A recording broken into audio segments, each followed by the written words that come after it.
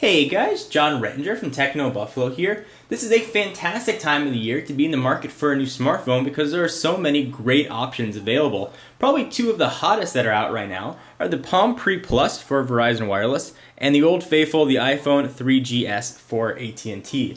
So we're going to put these two behemoths head to head in a series of tests. In the issue of time, we can't cover every category, but we are going to cover, at least in this round, browser and speed, text entry, customization, scrolling, navigation, apps, device integration, and notifications.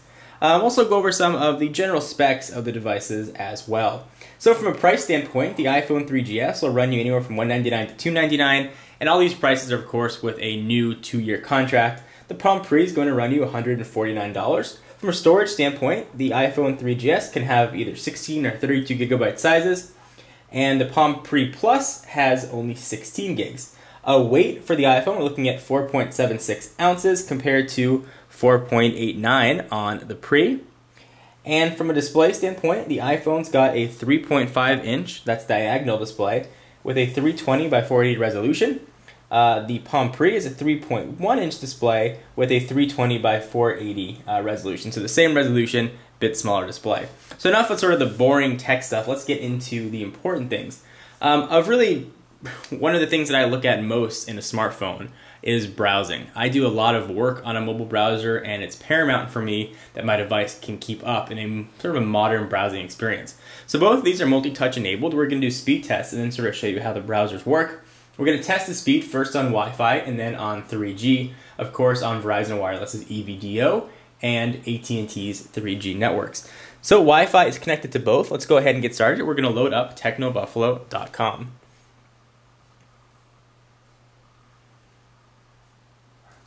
Get them queued up and ready to go. Okay, they're hit at almost exactly the same time. You can track the progress on the iPhone by the blue bar across the top or by the sort of filling blue circle on the right-hand corner of the Pre.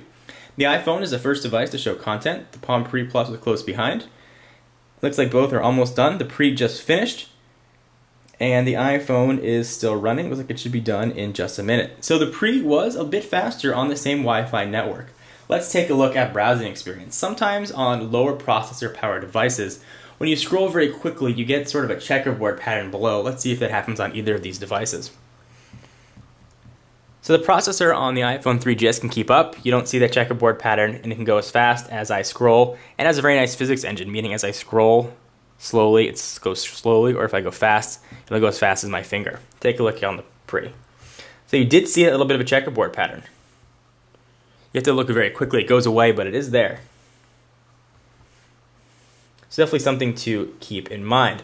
So let's go ahead and check out multi-touch, since both of these are multi-touch enabled devices. We'll start with the iPhone. So the 2-finger pinch and zoom is sort of the old faithful.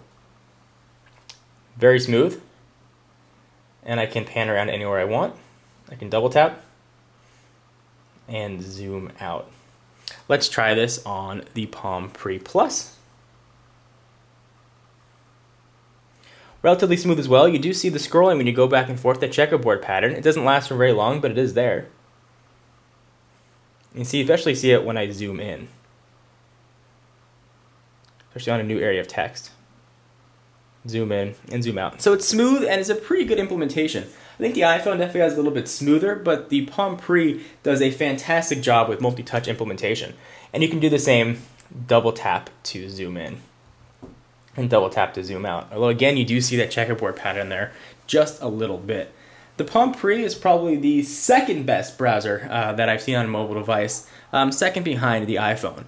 I do want to preface this by saying I am an iPhone user, but I am very objective. I've been a big fan of WebOS and the Palm Pre in general, but if you're comparing browser to browser, the Pre is pretty well featured, but the iPhone seems to have just a bit of an edge.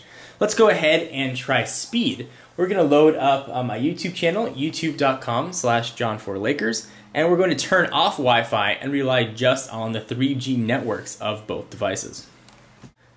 Okay, so Wi-Fi has been turned off. We've got anywhere from, say, 2 to 3 bars of EVDO signal with the Palm Pre, and we've got about, now we've got 4 or 5 bars of signal, which has jumped up, and we've got 5 bars of 3G signal on the iPhone 3GS. So it should be a pretty fair comparison, 5 bars to 5 bars. Certainly the speed's going to depend on where you are. I'm in Southern California, so it's really only representative of my area, but at least you can get a sense of how the 3G networks stand up on both devices. So we'll load up my YouTube page, open up bookmarks, you can see what that looks like here. And we'll do the same thing. And we'll go to YouTube. I hit them both at the same time, and let's check out the speed. And again, this is not Wi-Fi, this is a 3G to 3G network. So the Pre was the first one to show content, where it was opposite when we were testing it over Wi-Fi. And again, you can see the progress down there and right over there. So now the iPhone is showing the content, the Pre's got nothing showing.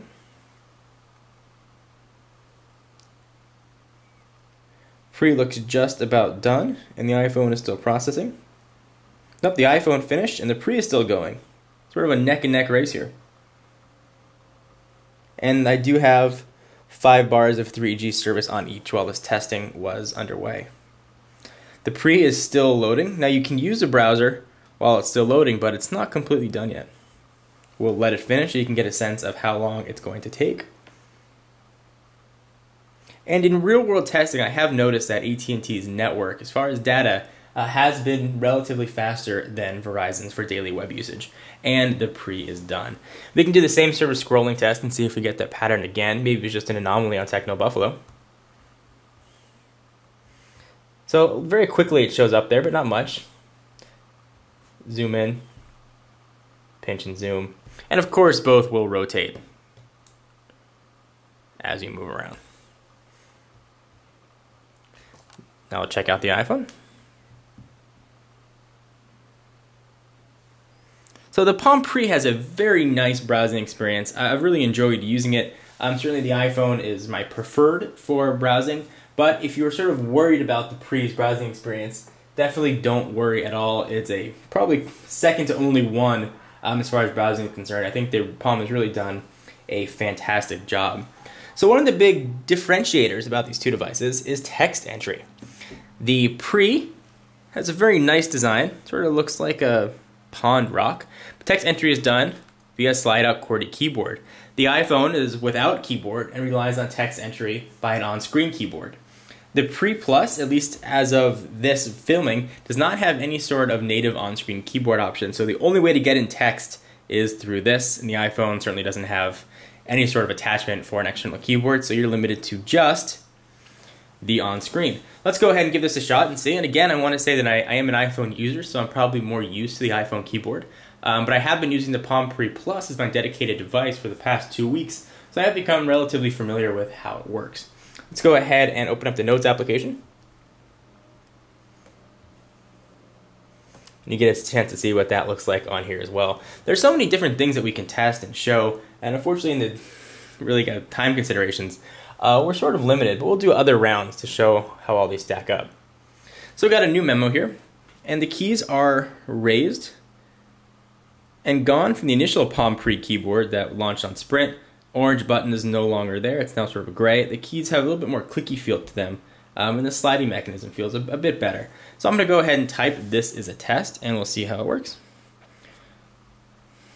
And also as I type, notice that there won't be any autocorrection, which is an issue that we'll discuss in just a minute. Let's go ahead and start typing.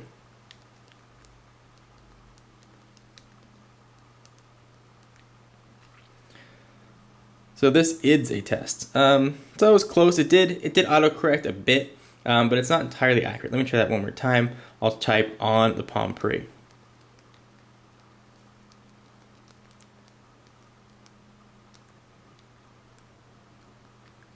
So on the Palm Pro, it's not the most accurate, but I have found that with practice I'm getting better. The keys are small. You can see where sort of one of my finger goes over it. I don't have the fattest fingers in the world, but I do cover almost 4 keys with one finger.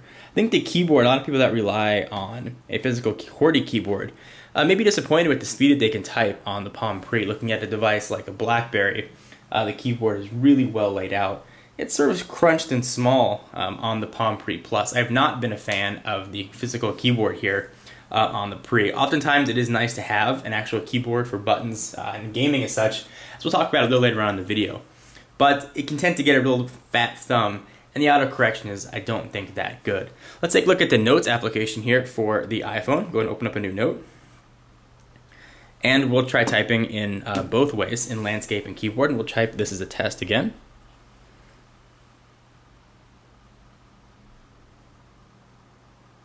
So, not accurate. This is a teat. That's how it autocorrected. Let's try it in landscape.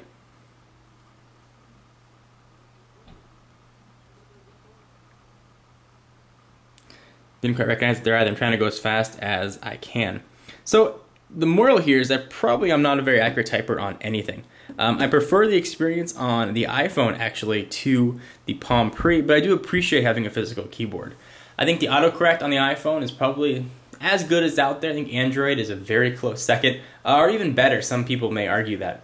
Autocorrection, again, is not really so there on the Palm Pre. So text entries is probably going to come down to personal preference. I recommend that you go to a Verizon store and you try out the keyboard on the Palm Pre Plus, because your experience may be very different than mine. You may have smaller fingers and think that it works perfectly for you. It's definitely something to keep in mind. So the next thing we're going to talk about is customization and what you can do to make sort of the device yours. So the Palm Pre, go ahead and minimize all this stuff here, has limited customization options. You can change the background, you can change these icons that are here in the dock, and you can change the order of applications in your launcher. But that's about it. You can pick ringtones, but you don't have any customizations over text tones or anything like that. You're relatively limited to what you can do and customize on the Palm Pre. And speaking of limited customization options, let's talk about the iPhone. It is perhaps as much, if not more limited than the Palm Pre Plus. And that's been one of the big knocks on the iPhone from day one, is that you really can't do much with it to make it yours. Certainly without jailbreaking. You're stuck with the black background. You can reorganize any icons that you want from the dock or on the icon screens. And that's really the extent of it. You can pick your ringtone, but as far as further customization goes, you're quite limited. One other thing that I sort of would be remiss to not mention is that the Palm Pre Plus does have the option for a mobile hotspot. It's an additional $40 per month, and I did a video showing what this is. Essentially, it lets you turn this device into a MiFi, meaning it's going to suck in Verizon's EVDO signal and kick out Wi-Fi that you and 4 friends can hook up to. And as of now in the US, the iPhone and AT&T offer no sort of tethering or mobile hotspot option. So if that's important to you, if you're a mobile traveler and or you need something that you can hook up on the internet, the iPhone is not going to be for you if you want to use one device for everything. Definitely something to keep in mind. The Palm Pre Plus is going to be where you're going to want to look. So where the iPhone really shines, I think Apple in general, is the App Store. Certainly you've all seen it. I've demonstrated in countless videos. It is just a well-designed, oiled machine with hundreds of thousands of apps. Now I think it's up to 130 or 140 apps. I mean, there's just an app for just about everything, and it really is true. Categories, featured, you can view the most popular out there. There are a ton of apps. And certainly you've seen the commercials. Really, you can find an application that will do just about everything. Now, the Palm Pre also has an app catalog, and just launched and just sort of redone at CES 2010 to give developers a little more access to the code. It's certainly not as robust as Apple's offering, but there are still some good applications in there. It's growing, certainly not nearly as fast. It's just a fraction of the size of the iPhone. I found a lot of the applications in there are actually religious applications. So you can go ahead and pick popular, for example. You can see you get sort of a moving icon across the top. And from a horsepower standpoint, both of these pretty much have the same processor and just about the same amount of RAM. So they're capable of relatively similar graphics capabilities. So you can view all these. Some of them are free, some of them cost. But when I first tested the Palm Pre, when it launched on Sprint, they were limited to, I believe, 12 applications. There now are many, many more. Clearly, the edge goes to the iPhone. But if applications are important to you, don't look away from the Palm Pre because it's growing every day. The fact that it's now on 2 carriers and 4 devices, it's only going to be getting better. And Palm is doing an excellent job about incentivizing developers to create new apps. So I think the really the App Store here is going to be growing by leaps and bounds. So I found a lot of apps that I'd like to use, a lot of fun ones. You don't have a lot of sort of the fluffy apps you might find on the App Store on the iPhone.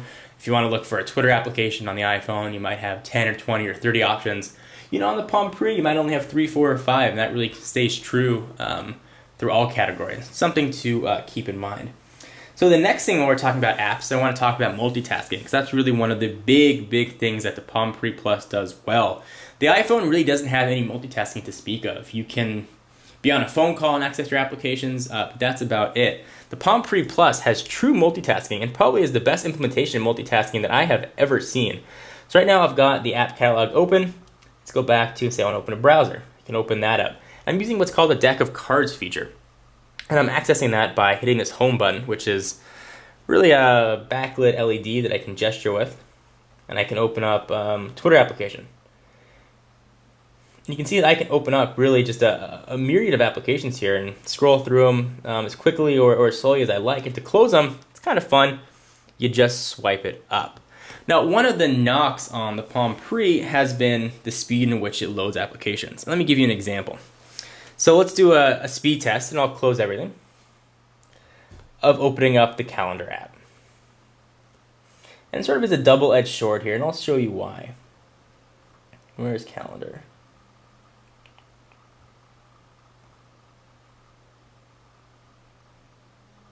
Calendar. There it is. We'll open up Calendar on each at the same time, and you can check out the speed.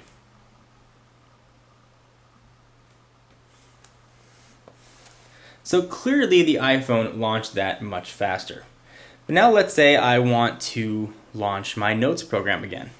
Well, I got to exit out, and I got to go to Notes.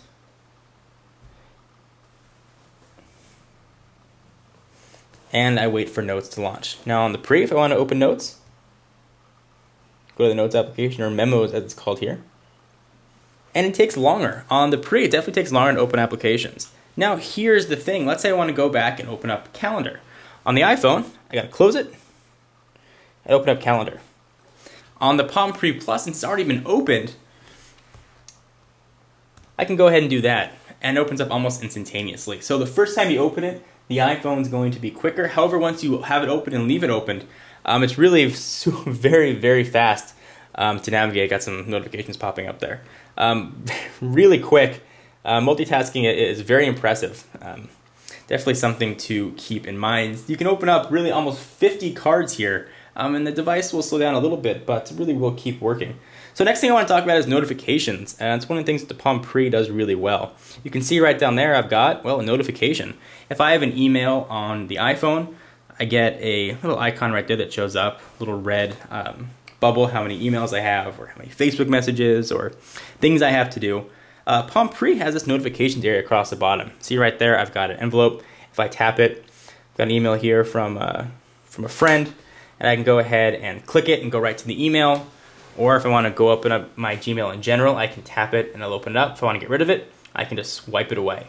So notifications-wise, the Palm Pre Plus definitely handles, and WebOS in general, handles notifications very well. So the moral is, which one do I recommend? Well, I like them both, and I can't pick one. It's going to come down to, again, personal preference. I think the WebOS, the Palm Pre Plus, does a lot of things really well, multitasking probably being its crown jewel. The iPhone, certainly the crown jewels are probably the browsing experience that you're going to get and the massive App Store. So if you get reception on both AT&T and Verizon, I can't tell you which to pick. Recommend going and trying both. I'd be equally happy using these as my daily driver. For those of you that follow my videos, you know that I am very demanding on my phones. I don't say that I could pick one very often, but these two are things that I could be very happy using, and really it's going to come down to which one you decide. So stay tuned to the channel and TechnoBuffalo.com for further rounds of versus videos. We've got the Palm Pre versus Nexus 1 coming up and some more head-to-head, so definitely stick around for all that at TechnoBuffalo.com. For exclusive content, guys, check me out at Twitter, twitter.com/John4Lakers. I'm John Rettinger, and I will see you in the next video.